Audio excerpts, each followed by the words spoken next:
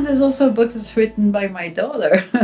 So, that one is her interest. She now lives in Paris as a young adult, in recapturing her love of New York City. Like when coming back from Paris, like she'll be in the subway and somebody would like slam a door in her face and an elbow in her side, and she's like, I'm back in New York.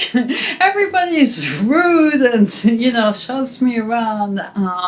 But she loves the city, and she loves the diversity, and she grew up downtown, but now like she likes Brooklyn, like all of her friends. So this is a book about the subway. And it's done by a cartoonist who is an experimental cartoonist from Spain, who was very interested in representing things in diagrams. And he's showing you cutaways, and we also put a lot of information. I learned a lot when I did the book. So here I learned about the construction of the New York City subway, which, believe it or not, actually, when they did it in 1900, was trying to be the more modern subway because it wanted to compete with Budapest, which had a more modern subway at the time. It was late in the game, so the one thing that they did to push the art of public transportation one step further was invent the idea of express and local trains by doing platforms where the two trains can run side by side and you can jump.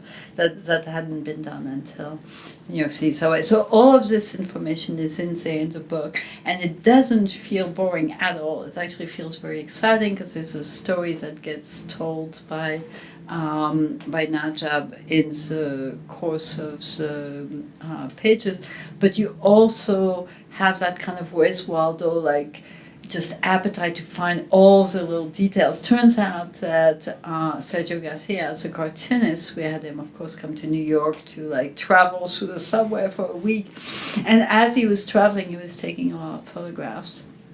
Of everything, of the steps, of the vending machines, of the banister, of the signs. And at some point, as he's in Times Square and he's looking around, he sees that a cop has noticed him and has started to follow him because here he is taking photos of all the details in the store, and he doesn't speak a word of English.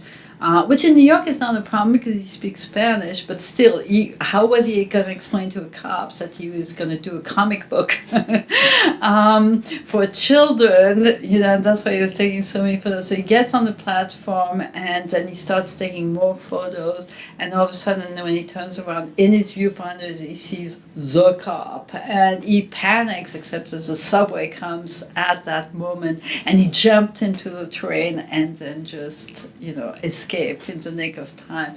And to tell that story, he told it visually in every spread. So it's actually him and the cop hidden a la Waldo in every other spread of the books that he has. So this is a kind of thing that to me is very exciting because it's born of my own experience of also like my daughter was saying that one of the things she appreciated in terms of growing up in a big city is the freedoms that public transportation affords. An 11-year-old, she had a Metro card and she could go anywhere she wanted. She didn't need to be driven to her friends' houses, and the diversity of people. So the hero of that book is an African-American boy, and we just had Betsy Bird put one of our books, Look on the Loose, on the recommended reading list for the New York Public Library, and then I found out that actually there is a dearth of